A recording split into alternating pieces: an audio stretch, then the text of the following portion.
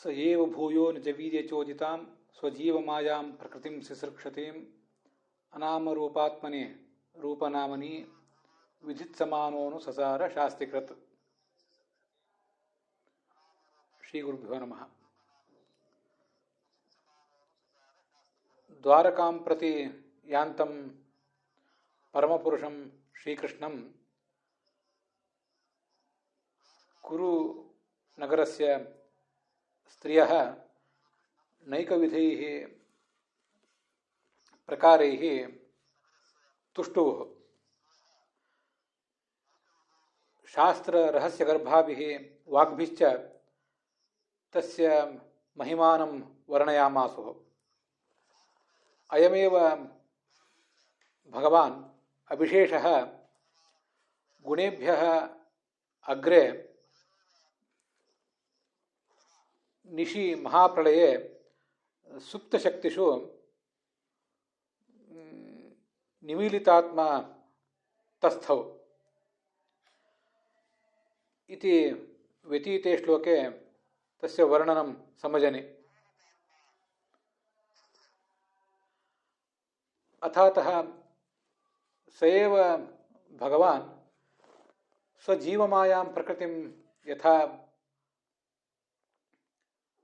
ಗರ್ಭಾಧಾನೇನ ಅನುಜಗ್ರಾಹ ಯಥಾ ಚ ಸೃಷ್ಟಿಂ ಪ್ರಚೋದಯಾಮಾಸ ಇತ್ಯಯಂ ವಿಷಯಃ ಅಸ್ಮಿನ್ ಶ್ಲೋಕೆ ಸಂವರ್ಣ್ಯತೆ.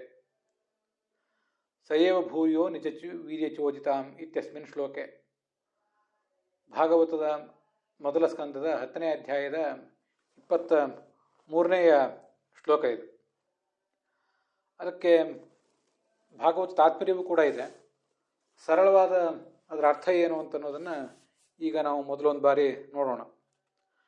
ಸಯೇವ ಈ ಕೌರವ ಸ್ತ್ರೀಯರು, ಕುರುವಂಶದ ಸ್ತ್ರೀಯರು, ನಗರದ ಸ್ತ್ರೀಯರು ಯಾವ ಭಗವಂತನನ್ನು ವರ್ಣನೆ ಮಾಡ್ತಾ ಇದ್ದಾರೋ ಅದೇ ಭಗವಂತನೇ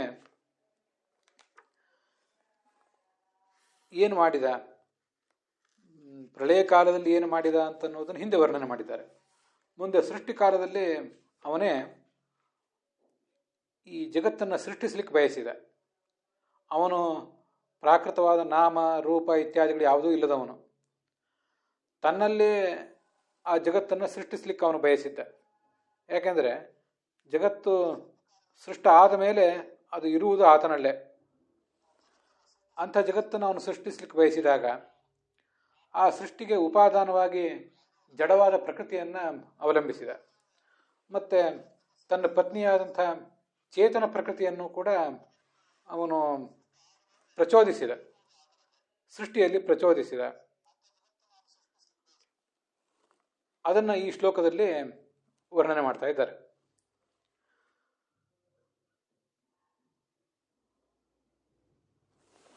ಆ ಭಗವಂತನ ಸಾಮರ್ಥ್ಯದಿಂದಲೇ ಆ ಜಡವಾದ ಪ್ರಕೃತಿ ಮತ್ತು ಅದರ ಅಭಿಮಾನಿಯಾದಂಥ ಚೇತನ ಪ್ರಕೃತಿ ಇವರಿಬ್ಬರ ಮೂಲಕ ಈ ಸಮಸ್ತ ಬ್ರಹ್ಮಾಂಡ ಅಂತನ್ನುವುದು ಹುಟ್ಟುತ್ತದೆ. ಅದನ್ನು ಈ ಶ್ಲೋಕದಲ್ಲಿ ಹೇಳಿದ್ದಾರೆ. ಅದಕ್ಕೆ ಬೇರೆ ಬೇರೆ ವ್ಯಾಖ್ಯಾನಕಾರರು ಏನು ವರ್ಣನೆ ಮಾಡಿದ್ದಾರೆ ಅಂತನ್ನೋದನ್ನು ಕೂಡ ನಾವು ನೋಡೋಣ. ಸ್ವಜೀವಮಾಯಾಂ ಪ್ರಕೃತಿಂ ಸಿಸೃಕ್ಷತೀಂ ಅಂತ ಹೀಗೆಲ್ಲ ಅಲ್ಲಿ ಮಾತುಗಳಿವೆ. ಆ ಪ್ರಕೃತಿ ಅಂದರೆ ಯಾವುದು ಅದನ್ನೆಲ್ಲ ಈ ಬೇರೆ ಬೇರೆ ವ್ಯಾಖ್ಯಾನಕಾರರು ವರ್ಣನೆ ಮಾಡಿದ್ದಾರೆ. ಅದರಲ್ಲಿ ಸ್ವಲ್ಪ ಭಿನ್ನಾಭಿಪ್ರಾಯಗಳು ಕೂಡ ಸಹಜವಾಗಿ ಕಂಡು ಬರ್ತವೆ. ಅದನ್ನು ಈಗಿನ ವ್ಯಾಖ್ಯಾನದಲ್ಲಿ ನೋಡೋಣ.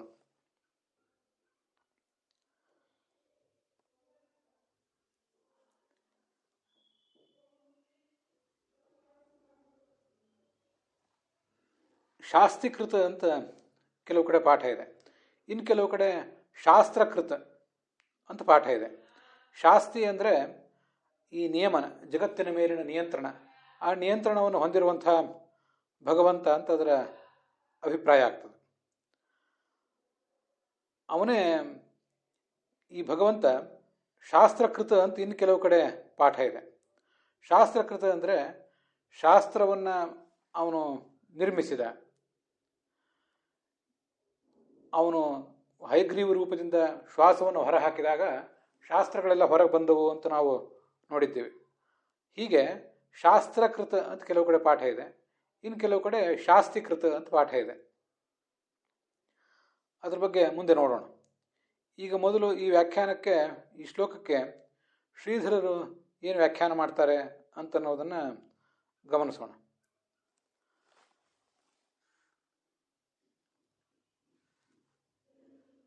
ಇದೇ ಭಗವಂತನೇ, ಯಾವ ಭಗವಂತ ಯಾವುದೇ ರೀತಿಯಾದ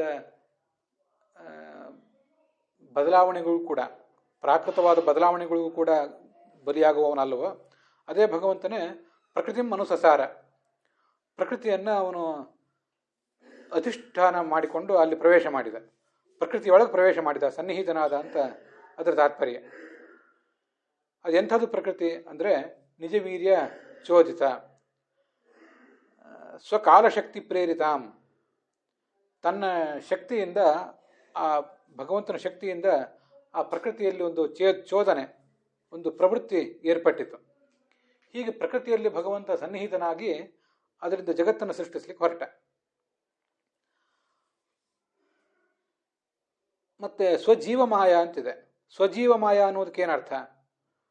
ಸ್ವಜೀವರು ಅಂದರೆ ಸ್ವಾಂಶಭೂತರಾದ ಜೀವರು. ಇದು ಅದ್ವೈತದ ವ್ಯಾಖ್ಯಾನ. ಹೀಗ ಆದ್ದರಿಂದ ಭಗವಂತನ ಅಂಶಭೂತರಾದವರು ಈ ಜೀವರು, ಆದ್ದರಿಂದ ಸ್ವಜೀವ ಅಂತ ಅದನ್ನು ವರ್ಣಿಸಿದ್ದಾರೆ. ಅಂಶ ಅಂತ ನಮ್ಮ ಆಚಾರ್ಯರ ಸಿದ್ಧಾಂತದಲ್ಲೂ ಕೂಡ ಜೀವರನ್ನು ವರ್ಣಿಸ್ತಾರೆ. ಆದರೆ ಭಗವಂತನ ಭಿನ್ನಾಂಶರು, ಭಗವಂತ ಅಂಶಿ, ನಾವು ಜೀವರು ಅಂಶರು ಅಂತ ಅನ್ನೋದು ಸರಿ, ಆದರೆ ಭಗವಂತನ ಭಿನ್ನಾಂಶರು ಈ ಜೀವರು, ಆದರೆ ಅದ್ವೈತದಲ್ಲಿ ಅಭಿನ್ನಾಂಶರು. ಹೀಗೆ ತನ್ನ ಅಭಿನ್ನಾಂಶರಾದ ಜೀವರನ್ನು ಮೋಹಕ್ಕೆ ಒಳಪಡಿಸುವ ಮಾಯೆ ಇದು. ಆದ್ದರಿಂದ ಸ್ವಜೀವ ಮಾಯ ಅಂತ ಹೀಗೆ ಅದನ್ನು ಹೇಳ್ತಾರೆ. ಹೀಗೆ ಆ ಪ್ರಕೃತಿ ಅನ್ನುವುದು ಸೃಷ್ಟಿಸಲಿಕ್ಕೆ ತೊಡಗಿದೆ. ಅಂತಹ ಪ್ರಕೃತಿಯನ್ನು ಅವನು ತನ್ನ ರೂಪದ ಮೂಲಕ ಪ್ರವೇಶಿಸಿದ, ಅದರಲ್ಲಿ ಸನ್ನಿಹಿತನಾದ. ಅನಾಮರೂಪೇ ಆತ್ಮನಿ ಜೀವೇ ಸ್ವನಾಮನಿ ರೂಪನಾಮನಿ ವಿಧಾತುಮಿಚ್ಛನ್. ವಸ್ತುತಃ ಆತ್ಮ ಅಂದರೆ ಈ ಜೀವ. ಆ ಜೀವನಿಗೆ ಯಾವುದೇ ರೀತಿಯಾದ ನಾಮವೂ ಇಲ್ಲ, ರೂಪವೂ ಇಲ್ಲ. ಅಂತಹ ಜೀವನಿಗೆ ಒಂದು ರೂಪವನ್ನು ನಾಮವನ್ನೂ ಕೊಡಬೇಕು ಅನ್ನೋ ಬಯಕೆಯಿಂದ, ಅರ್ಥಾತ್ ಉಪಾಧಿ ಸೃಷ್ಟಿಯ ಜೀವಾನ ಭೋಗಾಯ ಇತ್ಯರ್ಥ. ಜೀವರಿಗೆ ಅಂತಃಕರಣ, ದೇಹ ಮೊದಲಾದ ಉಪಾಧಿಗಳನ್ನು ಕೊಟ್ಟರೆ ಅದರ ಮೂಲಕ ಅವರು ಈ ಸಂಸಾರದಲ್ಲಿ ಜನಿಸಿ ನಾನಾ ಥರದ ಸುಖ ದುಃಖ ಇತ್ಯಾದಿಗಳನ್ನೆಲ್ಲವನ್ನು ಅನುಭವಿಸ್ತಾರೆ. ಹೀಗೆ ಆ ಜೀವರ ಭೋಗಕ್ಕಾಗಿ ಇದೆಲ್ಲವನ್ನು ಸೃಷ್ಟಿಸಿದ ಅಂತ ಶ್ರೀಧರರ ಅಭಿಪ್ರಾಯ. ಮತ್ತು ಆ ಜೀವರು ಈ ಜಗತ್ತಿನಲ್ಲಿ ಸೃಷ್ಟರಾದ ಮೇಲೆ ಅವರಿಗೆ ಏನು ಮಾಡಬೇಕು ಏನು ಮಾಡಬಾರ್ದು ಅಂತನ್ನುವುದನ್ನು ವಿಧಾನ ಮಾಡಲಿಕ್ಕಾಗಿ ಶಾಸ್ತ್ರ ಬೇಕು. ಅದಕ್ಕಾಗಿ ಶಾಸ್ತ್ರವನ್ನೂ ರಚನೆ ಮಾಡಿದ ಅಂತ ಆ ಶ್ರೀಧರರ ಅಭಿಪ್ರಾಯ. ಮುಂದೆ ವೀರರಾಘವರು ಏನು ಅರ್ಥ ಮಾಡ್ತಾರೆ ಅಂತನ್ನೋದನ್ನು ನೋಡೋಣ. ಅಲ್ಲಿ ಅನುಸಸಾರ ಅಂತ ಶಬ್ದ ಇದೆಯಲ್ಲ, ಈ ಅನುಸಸಾರ ಅನ್ನೋ ಶಬ್ದಕ್ಕೇ ಒಬ್ಬೊಬ್ಬರು ಒಂದೊಂದು ರೀತಿ ವ್ಯಾಖ್ಯಾನ ಮಾಡಿದ್ದಾರೆ. ಮತ್ತು ಸ್ವಜೀವಮಾಯ ಅಂತನ್ನುವುದಕ್ಕೂ ಅನೇಕ ರೀತಿಯಾದ ವ್ಯಾಖ್ಯಾನಗಳನ್ನು ಮಾಡಿದ್ದಾರೆ.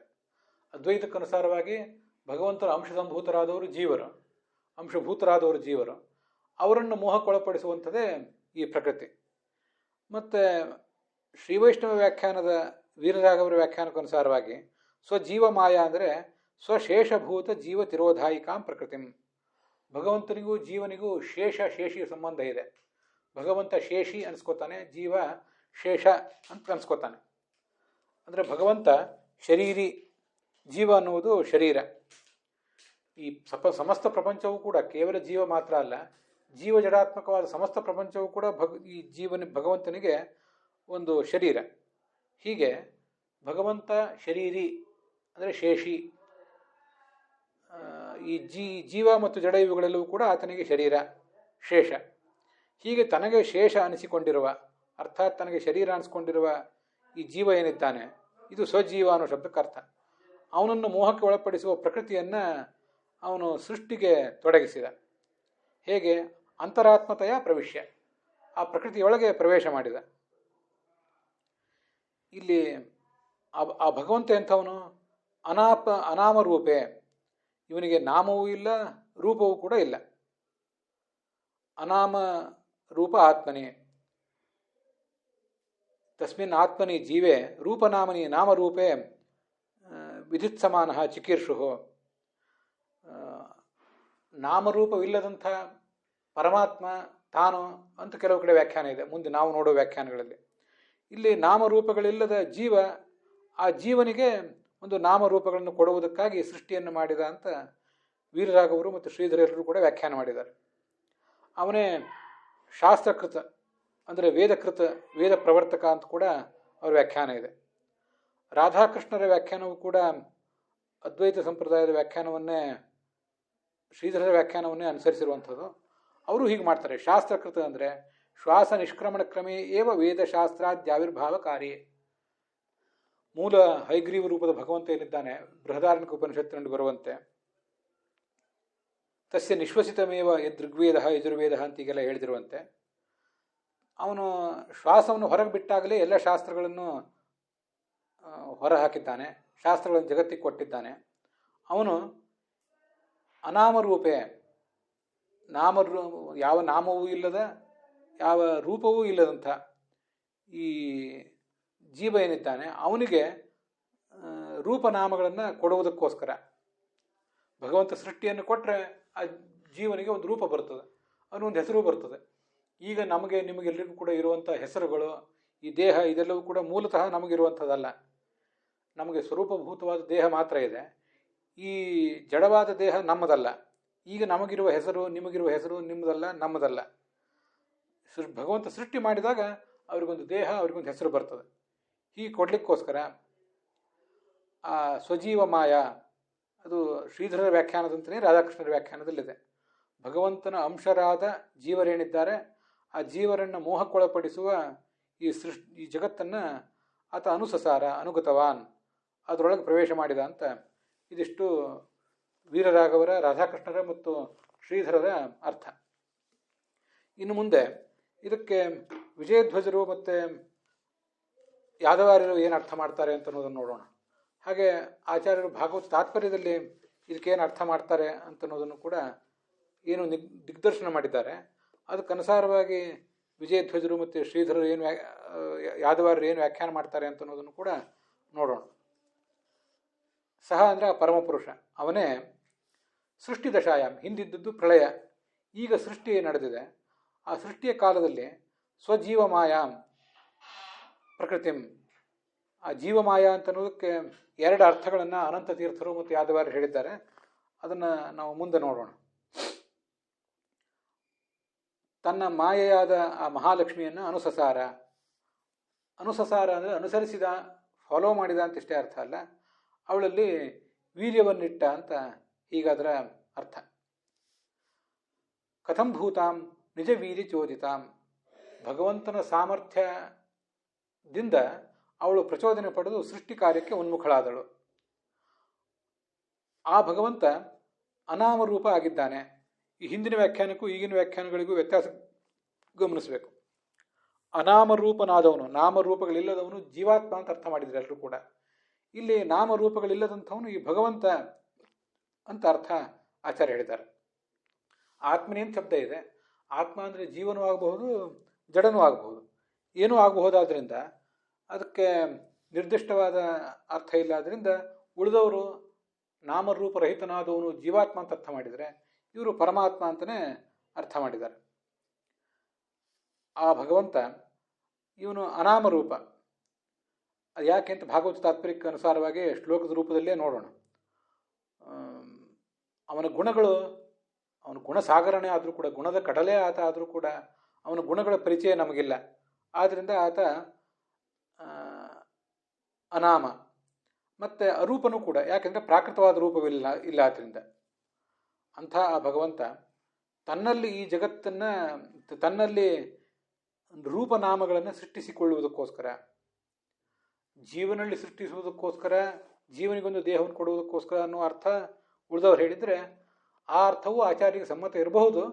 ಆದರೆ ಅದಕ್ಕಿಂತ ಹೆಚ್ಚಾಗಿ ಭಗವಂತನಿಗೆ ಅವರು ಅದನ್ನು ಅನ್ವಯಿಸ್ತಾರೆ.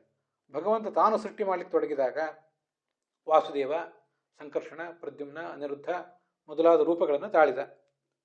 ನಮಗದು ಗೊತ್ತಿದೆ. ಸ್ಥಿತಿಗಾಗಿ ಪ್ರದ್ಯುಮ್ನ ರೂಪವನ್ನು ತಾಳಿದ, ಮತ್ತು ಶಾಂತಿಗಾಗಿ ಅನಿರುದ್ಧ ರೂಪವನ್ನು ಶಾಂತಿ ಪಾಲನೆಗಾಗಿ ಅನಿರುದ್ಧ ರೂಪವನ್ನು ತಾಳಿದ. ಹೀಗೆ ಪ್ರಳಯಕ್ಕಾಗಿ ಸಂಕರ್ಷಣೆ ಎಂಬ ರೂಪವನ್ನು ತಾಳಿದ. ಇದೆಲ್ಲ ನಮ್ಗೆ ಗೊತ್ತಿದೆ. ಮೂಲತಃ ಅಪ್ರಾಕೃತವಾದ ಗುಣ ಮತ್ತು ನಾಮ ಇದ್ದವನವನು. ಅಂಥವನು ತನಗೆ ವಾಸುದೇವ, ಸಂಕರ್ಷಣ, ಪ್ರದ್ಯುಮ್ನ, ಅನಿರುದ್ಧ ಅನ್ನುವಂಥ ಇತ್ಯಾದಿ ರೂಪಗಳನ್ನು ತಾಳುವುದಕ್ಕೋಸ್ಕರ, ಹಾಗೆ ಲಕ್ಷ್ಮೀದೇವಿಗೂ ಕೂಡ ಅದಕ್ಕನುಸಾರವಾಗಿ ಶಾಂತಿ ಇತ್ಯಾದಿ ರೂಪಗಳನ್ನು ಕೊಡಲಿಕ್ಕೋಸ್ಕರ.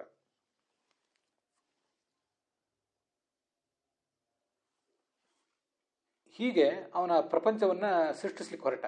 ಶಾಸ್ತೀಕೃತ, ಶಾಸ್ತಿ ಅಂದರೆ ಸಕಲ ಜಗತ್ತಿನ ನಿಯಮನ, ಅದನ್ನು ಮಾಡಲಿಕ್ಕೋಸ್ಕರ ಈ ಎಲ್ಲ ಪ್ರವೃತ್ತಿಯನ್ನು ಮಾಡಿದ ಅಂತ. ಅಲ್ಲಿ ಆಚಾರ್ಯರ ಭಾಗವತ ತಾತ್ಪರ್ಯ ಹೀಗಿದೆ: ಶ್ರೀಭೂರ್ ದುರ್ಗೇತಿ ಯಾ ಭಿನ್ನ ಜೀವಮಾಯಾ ಮಹಾತ್ಮನಃ ಆತ್ಮಮಾಯಾ ತತಿಚ್ಛಾ ಸ್ಯಾತ್ ಗುಣಮಾಯಾ ಜಡಾತ್ಮಿಕ ಇತಿ ಮಹಾಸಂಹಿತಾಯಾಂ. ಮಾಯಾ ಅಂತನ್ನುವುದು ಒಟ್ಟು 3 ರೀತಿಯಾಗಿದೆ. ಭಗವಂತನ ಸ್ವರೂಪ ಶರೀರದಿಂದ ಅಭಿನ್ನವಾದ ಮಾಯಾ ಒಂದಿದೆ, ಮತ್ತು ಆತನ ಪತ್ನಿ ರೂಪವಾದಂಥ ಮಾಯಾ ಒಂದಿದೆ, ಅವಳೇ ಮಹಾಲಕ್ಷ್ಮಿ. ಮತ್ತೊಂದು ಜಡ ಪ್ರಕೃತಿ ಏನಿದೆ ಅದು ಕೂಡ ಒಂದು ಮಾಯಾ. ಶ್ರೀ ಭೂ ದುರ್ಗಾ ಅಂತ ಈ 3 ಹೆಸರನ್ನು ಪಡೆದಂಥ ಜೀವಮಾಯಾ ಏನಿದ್ದಾಳೆ, ಇವಳು 2ನೇ ಮಾಯೆ. ಆತ್ಮಮಾಯಾ ಅಂದರೆ ಭಗವಂತನ ಇಚ್ಛಾರೂಪವಾದ ಮಾಯೆ. ಇನ್ನು ಸತ್ವರಜಸ್ತಮೋ ಗುಣಗಳ ರೂಪವಾದ ಜಡಮಾಯಾ ಏನಿದೆ ಅದು 3ನೇ ಮಾಯೆ. ಹೀಗೆ 3 ಥರದ ಮಾಯೆಗಳನ್ನು ನಾವು ತಿಳಿದುಕೊಳ್ಬೇಕು ಅಂತ ಆಚಾರ್ಯರು ಮಹಾಸಂಹಿತ ಅನ್ನೋ ಗ್ರಂಥವನ್ನು ಉದ್ಧರಿಸಿ ಹೇಳ್ತಾರೆ. ಅಪ್ರಸಿದ್ಧೇ ಸದ್ಗುಣಾನಾಂ ಅನಾಮಾಸೌ ಪ್ರಕೀರ್ತಿತಃ ಅಪ್ರಾಕೃತತ್ವಾತ್ ರೂಪಸ್ಯ ಅರೂಪೋಸೌ ಉದೀರ್ಯತೆ ಅಂತ ವಾಸುದೇವಾಧ್ಯಾತ್ಮ ಅನ್ನೋ ಗ್ರಂಥದಲ್ಲಿ ಬರುವಂಥ ವಿಚಾರ. ಈ ಭಗವಂತನನ್ನು ಅನಾಮ ಅಂತ ಹೇಳ್ತಾರೆ. ಅದರ ಅರ್ಥ ಅವನಿಗೆ ಯಾವುದೇ ನಾಮವಿಲ್ಲ ಅಂತ ಅರ್ಥ ಅಲ್ಲ. ಎಲ್ಲ ನಾಮಗಳು ಅವನುವೇ, ಸರ್ವನಾಮ ಅವನು. ನಾಮಾನಿ ಸರ್ವಾಣಿ ಯಮಾವಿಶಂತಿ ಅಂತ ಶ್ರುತಿಯೇ ಇದೆ. ಇಷ್ಟಾದರೂ ಕೂಡ ಅವನನ್ನು ಅನಾಮ ಅಂತ ಯಾಕೆ ಹೇಳ್ತಾರೆ ಅಂದರೆ, ಆ ಭಗವಂತನೇನು ನಾಮಗಳಿವೆ, ಸಾವಿರಾರು ನಾಮಗಳು, ಆ ಸಾವಿರಾರು ನಾಮಗಳು ಪ್ರತಿಯೊಂದು ಕೂಡ ಒಂದೊಂದು ಗುಣವನ್ನು ಹೇಳ್ತವೆ. ನಮಗದು ಗೊತ್ತಿದೆ. ಸರ್ವನಾಮಾಹಮಸ್ಮೇಕಃ ಇತಿ ಜ್ಞಾನಂ ಮಮೋತ್ತಮಂ ಇತ ಸರ್ವಗುಣತ್ವಂ ಸ್ಯಾತ್ ಸರ್ವನಾಮತ್ವಯೇವ ಹಿ ಅಂತ ಐತರೆಯ ಭಾಷ್ಯದಲ್ಲಿ ಕಂಡು ಬರ್ತದೆ. ಭಗವಂತನನ್ನು ಸರ್ವನಾಮ ಅಂತ ಉಪಾಸನೆ ಮಾಡುವುದು, ಸರ್ವನಾಮ ಅಂತ ತಿಳಿಯುವುದು ಬಹಳ ದೊಡ್ಡ ಒಂದು ಜ್ಞಾನ ಅಂತ ಭಗವಂತನೇ ಹೇಳ್ಕೊಂಡಿದ್ದಾನೆ. ಯಾಕೆಂದರೆ ಇತ ಸರ್ವಗುಣತ್ವಂ ಸ್ಯಾತ್ ಸರ್ವನಾಮತ್ವಯೇವ ಹಿ. ಭಗವಂತನಿಗೆ 100 ನಾಮಗಳು ಸುಮ್ಮನೆ ಬಂದಿಲ್ಲ, ಅವೆಲ್ಲವೂ ಕೂಡ ಬಂದಿರುವುದು ಆ ಒಂದೊಂದು ನಾಮವು ಕೂಡ ಒಂದೊಂದು ಗುಣವನ್ನು ಹೇಳುವುದರ ಮೂಲಕ. ಹೀಗೆ ಅನಂತ ಗುಣಗಳಿರುವುದರಿಂದ ಅನಂತ ನಾಮಗಳು ಆತನಿಗಿವೆ. ಹೀಗೆ ಆ ಭಗವಂತನನ್ನು ಸರ್ವನಾಮ ಅಂತ ಹೇಳ್ತೀವಿ ನಾವು. ಯಾಕೆಂದರೆ ಸರ್ವಗುಣವುಳ್ಳವನಾದ್ದರಿಂದ. ಅನಂತ ನಾಮ ಯಾಕೆಂದರೆ ಅನಂತ ಗುಣವುಳ್ಳವನಾದ್ದರಿಂದ. ಇನ್ನು ಅವನನ್ನು ಅನಾಮ ಅಂತ ಹೇಳುವುದು ಯಾಕೆಂದರೆ ಆ ನಾಮದಿಂದ ವಾಚ್ಯವಾದಂಥ ಗುಣ ಏನಿರ್ತದೆ, ನಾಮ ಏನೋ ಗುಣವನ್ನು ಹೇಳ್ತದೆ, ಆದರೆ ಆ ಗುಣದ ಜ್ಞಾನ ನಮಗೆಷ್ಟು ಅರಿವಿಗೆ ಬಂದಿದೆ, ನಮ್ಮ ಗ್ರಹಿಕೆಗೆ ಅದು ಬಂದಿಲ್ಲ. ಅಪ್ರಸಿದ್ಧೇ ತದ್ಗುಣಾನಾಂ, ಒಂದು ಕೇಶವ, ನಾರಾಯಣ ಇತ್ಯಾದಿ ನಾಮವಾಗಲಿ, ವಿಶ್ವಂ ವಿಷ್ಣು ಇತ್ಯಾದಿ ನಾಮವಾಗಲಿ, ಏನು ಗುಣವನ್ನು ಹೇಳ್ತದೋ ಆ ಗುಣವೆಲ್ಲವೂ ನಮ್ಮ ಪಾಲಿಗೆ ಪೂರ್ಣ ಪ್ರಸಿದ್ಧವಲ್ಲ, ನಮ್ಮ ಗ್ರಹಿಕೆಗೆ ಅದು ಪೂರ್ಣವಾಗಿ ಗೋಚರ ಆಗುವಂಥದ್ದಲ್ಲ. ಆದ್ದರಿಂದ ಆ ಗುಣವು ನಮ್ಮ ಗ್ರಹಿಕೆ ಗೋಚರ ಆಗುವುದಲ್ಲ. ಆದ್ದರಿಂದ ಆ ಗುಣವನ್ನು ಹೇಳುವ ನಾಮವೂ ಕೂಡ ಆ ಭಗವಂತನಿಗೆ ಇಲ್ಲ ಅಂತ ಶಾಸ್ತ್ರದಲ್ಲಿ ಹೇಳ್ತಾರೆ. ವಸ್ತುತಃ ನಾಮವೂ ಇದೆ, ಗುಣವೂ ಇದೆ. ಅವರವರ ಯೋಗ್ಯತೆಗೆ ತಕ್ಕಂತೆ ಆಯಾ ಗುಣ ತಿಳಿತದೆ. ಆ ಗುಣದ ಮೂಲಕ, ಆಯಾ ನಾಮದ ಮೂಲಕ ಭಗವಂತನನ್ನು ಅವರು ಉಪಾಸಿಸ್ತಾರೆ. ಆದರೆ ಗುಣ, ಆತನ ಪೂರ್ಣವಾದ ಗುಣವನ್ನು ನಮಗೆ ಯಾರಿಗೂ ತಿಳಿಲಿಕ್ಕಾಗೋದಿಲ್ಲ. ಆದ್ದರಿಂದ ಆತನನ್ನು ಅನಾಮ ಅಂತ ಕೂಡ ಹೀಗೆ ಶಾಸ್ತ್ರದಲ್ಲಿ ಹೇಳ್ತಾರೆ. ಇನ್ನು ಅರೂಪ ಅಂತ ಹೇಳ್ತಾರೆ. ಯಾಕೆಂದರೆ ಅಪ್ರಾಕೃತವಾದ ರೂಪವುಳ್ಳವನಾದ್ದರಿಂದ. ಪ್ರಾಕೃತವಾದ ರೂಪವಿಲ್ಲ ಅವನಿಗೆ, ಆದರೆ ಅಪ್ರಾಕೃತವಾದ ರೂಪವಿದೆ. ಆದ್ದರಿಂದ ಅವನನ್ನು ಅರೂಪ ಅಂತ ಹೀಗೆ ಶಾಸ್ತ್ರದಲ್ಲಿ ವ್ಯವಹಾರ ಮಾಡ್ತಾರೆ.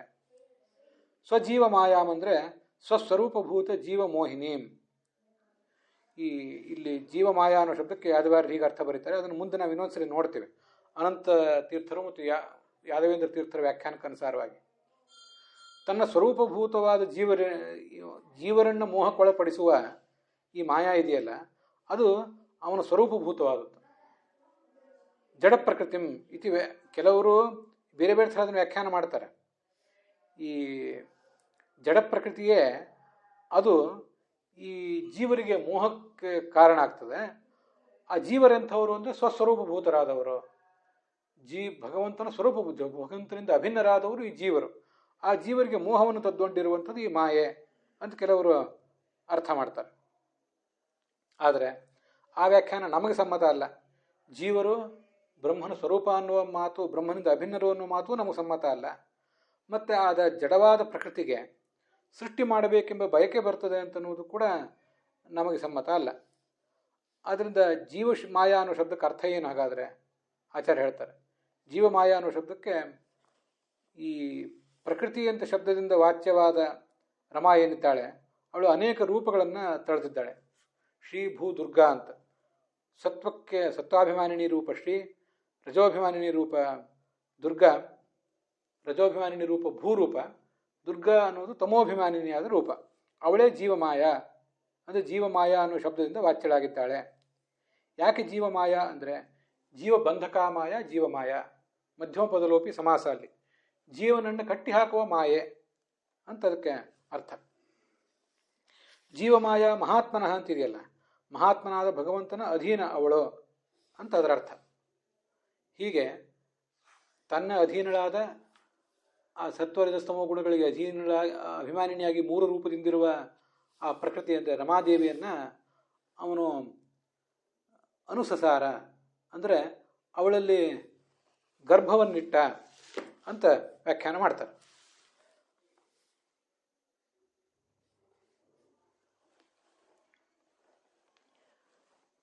ಗುಣಮಾಯ ಅಂದರೆ ಈ ಜಡರೂಪವಾದ ಮಾಯೆ, ತ್ರಿಗುಣಾತ್ಮಕವಾದ ಮಾಯ ಅಂತ ಅರ್ಥ, ಅದು ಜಡ ಪ್ರಕೃತಿ.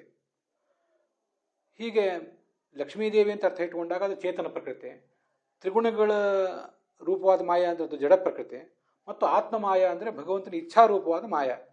ಮಹಾಮಾಯೆ ತ್ಯವಿದ್ಯೇತಿ ನಿಯತಿರ್ಮೋಹನೀತಿ ಚ ಪ್ರಕೃತಿರ ವಾಸನೆಯತ್ಯೇವಂ ತವೇಚ್ಛಾನಂತ ಕಥ್ಯತೆ. ಭಗವಂತನ ಇಚ್ಛೆಗೇ ಮಹಾಮಾಯ, ಅವಿದ್ಯಾ ಇತ್ಯಾದಿ ಶಬ್ದಗಳಿರುವುದು ಬೇರೆ ಕಡೆನೂ ಕೂಡ ಪ್ರಸಿದ್ಧ ಆಗಿದೆ. ಸರ್ವಮೂಲದಲ್ಲಿ ಆಚಾರ್ಯ ಅದನ್ನು ಅನೇಕ ಕಡೆ ಹೇಳಿದ್ದಾರೆ ಆ ಶ್ಲೋಕವನ್ನು.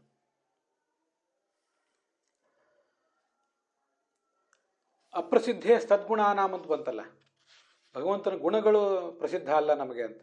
ಗುಣಗಳು ಮಾತ್ರ ಅಲ್ಲ, ಕರ್ಮವೂ ಪ್ರಸಿದ್ಧವಲ್ಲ. ಭಗವಂತ ಏನು ಕರ್ಮವನ್ನು ಮಾಡ್ತಾನೆ, ಯಾವ ಗುಣವನ್ನು ಅವನು ಹೊಂದಿದ್ದಾನೆ ಅಂತನ್ನೋದು ಯಾವುದೂ ನಮಗೆ ಪ್ರಸಿದ್ಧ ಅಲ್ಲ. ಆದ್ದರಿಂದ ಅವನ ಗುಣವನ್ನಾಗಲಿ ಕರ್ಮವನ್ನಾಗಲಿ ಪೂರ್ಣವಾಗಿ ನಮಗೆ ತಿಳಿಯಲಿಕ್ಕಾಗಲಿ ತಿಳಿದು ಹೇಳಲಿಕ್ಕಾಗಲಿ ಸಾಧ್ಯವಿಲ್ಲ. ಆದ್ದರಿಂದ ಅವನನ್ನು ಅನಾಮ ಅಂತ ಹೇಳ್ತಾರಷ್ಟೆ. ಹಾಗಾದರೆ ಒಟ್ಟಾರೆ ಶ್ಲೋಕದ ಅರ್ಥ ಏನಾಯಿತು? ಯಾದವಾರ ಹೇಳ್ತಾರೆ, ಪ್ರಳಯ ಕಾಲದಲ್ಲಿ ಇದ್ದ ಈ ಭಗವಂತ ಅವನು ಸೃಷ್ಟಿ ಕಾಲದಲ್ಲಿ ಪ್ರಕೃತಿ ಅಂದರೆ ಚೇತನ ಪ್ರಕೃತಿಯನ್ನು ಅನುಸಸಾರ ಅಂದರೆ ತನ್ನ ಇಚ್ಛಾನುಸಾರವಾಗಿ ಅವರೊಳಗೆ ಪ್ರವೇಶ ಮಾಡಿದ. ಅವರೊಳಗೆ ಪ್ರವೇಶ ಮಾಡುವುದು, ಅನುಸರಿಸುವುದು ಅಂದರೆ ಫಾಲೋ ಮಾಡುವುದು ಅಂತ ಅರ್ಥ ಅಲ್ಲ. ಅನುಸಸಾರ ತನ್ನ ಇಚ್ಛೆಗನುಸಾರವಾಗಿ ಅವಳನ್ನು ಸಂಗಮಿಸಿದ, ಅವಳಲ್ಲಿ ವೀರ್ಯಾಧಾನ ಮಾಡಿದ ಅಂತ ಅರ್ಥ ಬರೀತಾರೆ. ಅದೇನು ವೀರ್ಯಾಧಾನ ಮಾಡುವುದು ಅಂದರೆ ಅದಕ್ಕೆ ನಮಗೆ ಸರಿಯಾದ ಅರ್ಥ ಗೊತ್ತಿರಬೇಕು.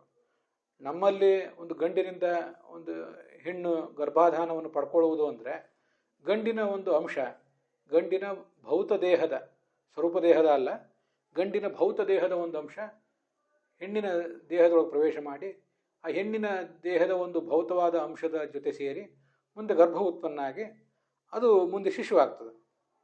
ಹಾಗೆ ಭಗವಂತ ಗರ್ಭಾಧಾನ ಮಾಡಿದ ಲಕ್ಷ್ಮೀದೇವಿಯಲ್ಲಿ ಅಂದರೆ ಆ ಭಗವಂತನ ಚಿನ್ಮಯವಾದ ಶರೀರ ಏನಿದೆ ಅದರ ಒಂದು ಅಂಶವನ್ನೇ ಆ ಲಕ್ಷ್ಮೀದೇವಿಯಲ್ಲಿ ಇಟ್ಟನ, ಅದೇ ಬ್ರಹ್ಮಾಂಡವಾಗಿ ಮುಂದೆ ಪರಿಣಮಿಸ್ತದ ಅಂತ ಪ್ರಶ್ನೆ ಬರ್ತದೆ. ಆದರೆ ಹಾಗಲ್ಲ. ಬ್ರಹ್ಮಾಂಡ ಅನ್ನುವುದು ಜಡವಾದದ್ದು. ಜಡವಾದ ಬ್ರಹ್ಮಾಂಡಕ್ಕೆ ಜಡವಾದ ಅಂಶವೇ ಕಾರಣ ಆಗಬೇಕು. ಗಡಿಗೆ ಜಡ, ಅದಕ್ಕೆ ಜಡವಾದ ಮಣ್ಣೇ ಕಾರಣ ಆಗಬೇಕು. ಬಂಗಾರದ ಆಭರಣ ಜಡ, ಅದಕ್ಕೆ ಜಡವಾದ ಬಂಗಾರವೇ ಕಾರಣ ಆಗಬೇಕು. ಈ ಒಂದು ಶಿಶು ಹುಟ್ಟುವಾಗಲೂ ಕೂಡ ನಮ್ಮ ದೇಹ ಜಡ, ಗಂಡಿನ ದೇಹ ಜಡ, ಹೆಣ್ಣಿನ ದೇಹ ಎರಡೂ ಕೂಡ ಜಡಗಳೇ. ಆ ಎರಡೂ ಜಡದೇಹಗಳ ಒಂದು ಅಂಶ, ಅದು ಜಡವಾದ ಅಂಶವೇ. ಆ ಜಡವಾದ ಅಂಶದಿಂದಲೇ ಜಡವಾದ ದೇಹ, ಶಿಶುವಿನ ದೇಹ ಹುಟ್ಟೋದು. ಅದರೊಳಗೆ ಚೇತನವಾದ ಶಿಶು ಪ್ರವೇಶ ಮಾಡಿರ್ತದಷ್ಟೇ. ಆದ್ದರಿಂದ ಭಗವಂತನ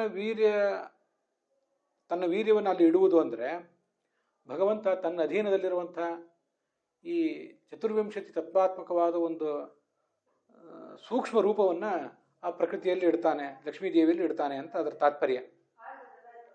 ಅದನ್ನು ಪುರಾಣಿಕಾಚಾರ್ಯರು ತಮ್ಮ ಕನ್ನಡದ ಅನುವಾದದಲ್ಲಿ ಅದಕ್ಕಾಗಿ ಹಾಗೆ ಬರೆದಿರೋದು. ಚತುರ್ವಿಂಶತಿ ತತ್ವಾತ್ಮಕವಾದ ತನ್ನ ವೀರ್ಯವನ್ನು ಅಂತ. ಒಂದೊಂದು ಕಡೆ ಒಂದೊಂದು ಶಬ್ದದ ಒಂದೊಂದು ಅರ್ಥ ಇರ್ತದೆ ಆ ವೀರ್ಯ ಅನ್ನೋ ಶಬ್ದಕ್ಕೆ. ಒಂದು ಕಡೆ ಭಗವಂತನ ಸ್ವರೂಪಭೂತವಾದ ಪರಾಕ್ರಮ ಅಂತ ಅರ್ಥ ಇರ್ತದೆ. ಇನ್ನೊಂದು ಕಡೆ ಚತುರ್ವಿಂಶತಿ ತತ್ವಾತ್ಮಕವಾದ ವೀರ್ಯ ಅಂತ ಹೀಗೆ ಅರ್ಥ ಹೇಳ್ತಾರೆ. ಆ ವೀರ್ಯವೇ ಮುಂದೆ ಬ್ರಹ್ಮಾಂಡವಾಗಿ ಪರಿಣಮಿಸ್ತದೆ ಅಂತ ಕೂಡ ಅರ್ಥ ಬರೆದಿದ್ದಾರೆ ಪುರಾಣಿಕಾಚಾರ್ಯರು. ಈ ಬ್ರಹ್ಮಾಂಡ ಅಂತನ್ನುವುದು ಚತುರ್ವಿಂಶತಿ 24 ತತ್ವಗಳ ರೂಪವಾದದ್ದು. ಆ ಚತುರ್ವಿಂಶತಿ ತತ್ವಗಳೆಲ್ಲವೂ ಕೂಡ ಸೂಕ್ಷ್ಮವಾಗಿ ಆತನ ಅಧೀನದಲ್ಲಿ ಇರ್ತವೆ. ಆತ ಹಾಗೆ ಜಡವಾದ ಆ ಚತುರ್ವಿಂಶತಿ ತತ್ವಾತ್ಮಕವಾದ ವೀರ್ಯವನ್ನೇ ಲಕ್ಷ್ಮೀದೇವಿಯ ಗರ್ಭದಲ್ಲಿ ಇಡ್ತಾನೆ. ಆದ್ದರಿಂದ ಜಡವಾದ ಬ್ರಹ್ಮಾಂಡವೇ ಹುಟ್ಟುತ್ತದೆ. ಭಗವಂತನ ಚೇತನಾಂಶದಿಂದ ಮತ್ಯಾವುದೂ ಚೇತನವು ಹುಟ್ಟೋದಿಲ್ಲ. ಭಗವಂತನ ಚೇತನ ಅಂಶ ಅನ್ನುವುದು ಮತ್ಯಾವುದಕ್ಕೂ ಕೂಡ ಉಪಾದಾನ ಕಾರಣ ಆಗೋದಿಲ್ಲ, ನಿಮಿತ್ತ ಕಾರಣ ಆಗಬಹುದು. ಭಗವಂತ ಎಲ್ಲದಕ್ಕೂ ನಿಮಿತ್ತ ಕಾರಣ. ಆದರೆ ಭಗವಂತನ ಆ ಚೇತನಾಂಶ ಅಥವಾ ಭಗವಂತ ಯಾವುದಕ್ಕೂ ಕೂಡ ಉಪಾದಾನ ಕಾರಣ ಅಲ್ಲ.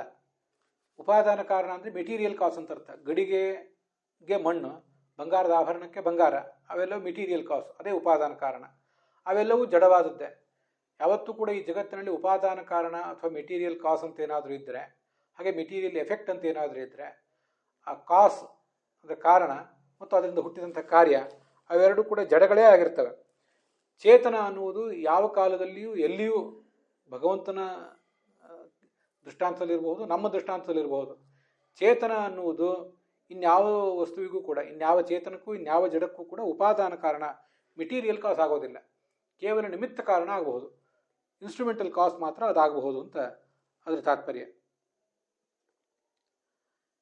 ಜೀವಬಂಧಿಕ ಅಂದರೆ ಜೀವನನ್ನು ಬಂಧಿಸಿಟ್ಟಿರುವ ಮಾಯೆ ಅಂತ ಅದಕ್ಕೆ ಅರ್ಥ ಹೇಳಿದ್ದಾರೆ. ಶಾಸ್ತೀಕೃತ ಅಂದರೆ ಕಾಲ, ಕರ್ಮ ಮೊದಲಾದ ಸಕಲ ಪದಾರ್ಥಗಳನ್ನು ಕೂಡ ತನ್ನ ಹತೋಟಿಯಲ್ಲಿ ಇಟ್ಕೊಂಡಿರುವಂಥವನು. ಇದು ಅಲ್ಲಿ ಯಾದವಾರ್ಯರು ನಮಗೆ ತಿಳಿಸಿಕೊಟ್ಟಿರುವಂಥ ಅರ್ಥ. ಶಾಸ್ತಿ ಅಂದರೆ ನಿಯಮನ, ಹತೋಟಿ ಅಂತ ಅರ್ಥ. ಇನ್ನು ಮುಂದೆ ಇಷ್ಟೆಲ್ಲ ನೋಡಿದ್ದೀವಿ. ಭಾಗವತ ತಾತ್ಪರ್ಯಕ್ಕೆ ಅನಂತ ತೀರ್ಥರು ಮತ್ತು ಯಾದವೇಂದ್ರ ತೀರ್ಥರು ಅನ್ನೋರು ಕೂಡ ಭಾಗವತ ತಾತ್ಪರ್ಯಕ್ಕೂ ಭಾಗವತಕ್ಕೂ ವ್ಯಾಖ್ಯಾನ ಮಾಡಿರ್ತಾರೆ. ಅವರೇನು ಅರ್ಥ ಹೇಳ್ತಾರೆ? ಜೀವಮಾಯ ಅನ್ನೋದಕ್ಕೆ 2 ಅರ್ಥಗಳನ್ನು ಹೇಳ್ತಾರೆ. ಅವು 2 ಅರ್ಥಗಳನ್ನು ಕೂಡ ನಾವಿಲ್ಲಿ ತಿಳ್ಕೊಳ್ಬೇಕು. ಜೀವಮಾಯ ಅನ್ನೋದು ಲಕ್ಷ್ಮೀದೇವಿಯನ್ನು ಹೇಳ್ತದೆ. ಅದು ಹೇಗೆ ಹೇಳ್ತದೆ ಅಂದರೆ, ಈ ಚಿತ್ ಪ್ರಕೃತಿ, ಇಲ್ಲಿ ಪ್ರಕೃತಿ ಅಂದರೆ ಜಡ ಪ್ರಕೃತಿಯೂ ಹೌದು, ಚೇತನ ಪ್ರಕೃತಿಯೂ ಹೌದು.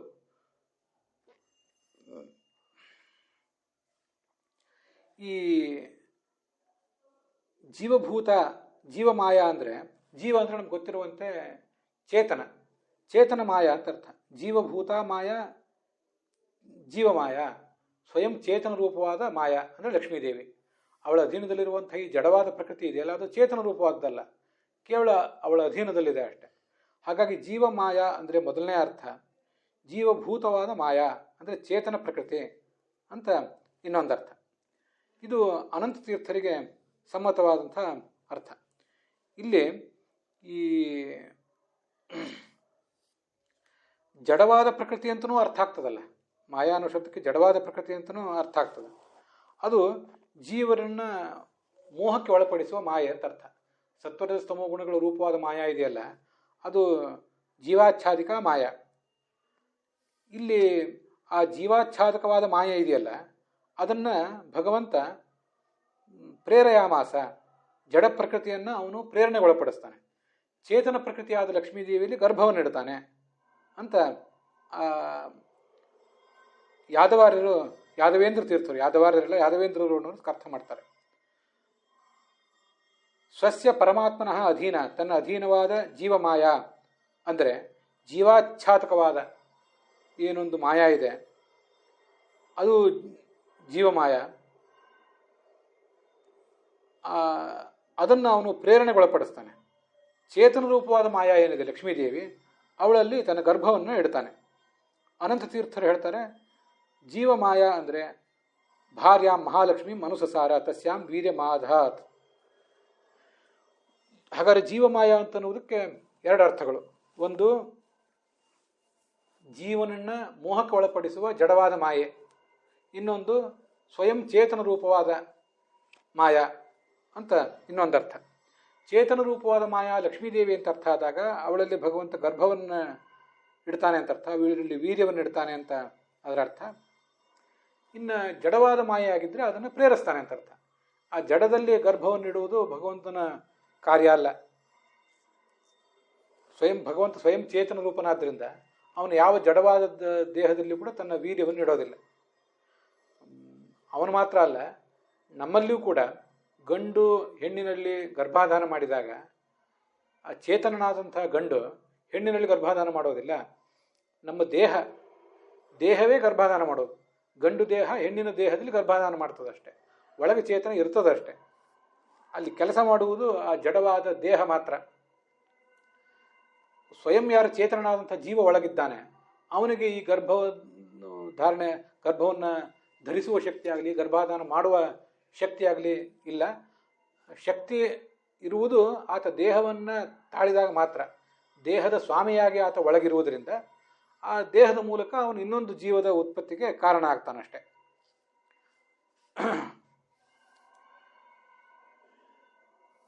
ಅನಾಮರೂಪಾತ್ಮನಿ ಕಾತ್ನೇನ ಸ್ವಗುಣಬೋಧಕಂ ನಾಮ. ಭಗವಂತನ ಗುಣಕರ್ಮಗಳನ್ನು ಬೋಧನೆ ಮಾಡುವ ನಾಮ. ಪ್ರಾಕೃತವಾದ ನಾಮ ಇವನಿಗೆ ಯಾವುದೂ ಕೂಡ ಇಲ್ಲ. ರೂಪ ಅಂದರೆ ಮಹದಾದಿ ರೂಪಂ ಚತುರ್ಮುಖಾದಿ ರೂಪಂ ವಾ. ಮಹತ್ತತ್ವ ಅಹಂಕಾರ ತತ್ವ ಮೊದಲಾದ ರೂಪಗಳನ್ನು ಅವನು ಸೃಷ್ಟಿಸ್ತಾನೆ, ಅಥವಾ ಚತುರ್ಮುಖಾದಿ ರೂಪಗಳನ್ನಾಗಲಿ ಸೃಷ್ಟಿಸ್ತಾನೆ. ನಾಮ ಅಂದರೆ ಚತುರ್ಮುಖ ಎಂಬ ನಾಮ, ಹೀಗೆಲ್ಲ ಅದಕ್ಕೆ ಅರ್ಥಗಳಾಗ್ತವೆ.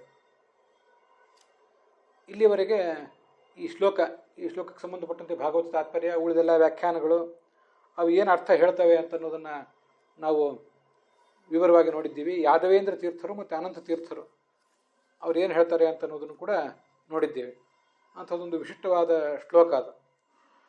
ಶಬ್ದಗಳೇ ಹಾಗೆ ಅನೇಕ ಅರ್ಥಗಳಿಗೆ ಕಾರಣ ಆಗುವಂತೆ ಇರುವುದರಿಂದ ಜೀವಮಾಯ ಮತ್ತು ಅನುಸಸಾರ ಈ ಎಲ್ಲ ಶಬ್ದಗಳಿಗೆ ಅನೇಕ ಅರ್ಥಗಳೇ ಆಗಿಬಿಡ್ತವೆ. ಅನುಸಸಾರ ಅಂದರೆ ಕೆಲವು ಕಡೆ ಪ್ರೇರಿಸಿದ ಅಂತ ಅರ್ಥ, ಇನ್ನೊಂದು ಕಡೆ ಗರ್ಭದಾನ ಮಾಡಿದ ಅಂತ ಅರ್ಥ. ಜೀವಮಾಯ ಅಂದರೆ ಒಂದು ಕಡೆ ಜಡ ಪ್ರಕೃತಿ ಅಂತ ಅರ್ಥ, ಇನ್ನೊಂದು ಕಡೆ ಜೀವಮಾಯ ಅಂದರೆ ಚೇತನ ಪ್ರಕೃತಿ ಅಂತ ಅರ್ಥ. ಹೀಗೆ ಅನೇಕ ಅರ್ಥಗಳು ಆ ಶ್ಲೋಕಕ್ಕಾಗುವುದು ಈ ಥರದ ಅನೇಕ ಅರ್ಥಗಳನ್ನು ಹೊಂದುವ ಶಕ್ತಿ ಆ ಸಂಸ್ಕೃತ ಭಾಷೆಗೆ ಇರುವುದರಿಂದಲೇ. ಅಂತೂ ಅದೆಲ್ಲವನ್ನು ಕೂಡ ನಾವಿಲ್ಲಿ ಈಗ ನೋಡಿ ಮುಗಿಸಿದ್ದೀವಿ. ಇವತ್ತಿನ ಈ ಭಾಗವು ಕೂಡ ಇಲ್ಲಿಗೆ ಸಮಾಪ್ತ ಆಗ್ತಾಯಿದೆ. ಹುಸಿಯ ನಾಡಿ ಹೊಟ್ಟೆ ಹೊರೆವ ವಿಷಯದಲ್ಲಿ ರಸಿಕನಂದು ಹುಸಿಗೆ ಹಾಕಿದಿರೋ ಎನ್ನ ಹೃಷಿಕೇಶನೇ, ಈಶ ನಿನ್ನ ಚರಣ ಭಜನೆ ಆಸೆಯಿಂದ ಮಾಡುವೆ, ದೋಷ ರಾಶಿ ನಾಶ ಮಾಡು ಶ್ರೀಶಕೇಶವ. ಶ್ರೀಕೃಷ್ಣಾರ್ಪಣ ಮಸ್ತು.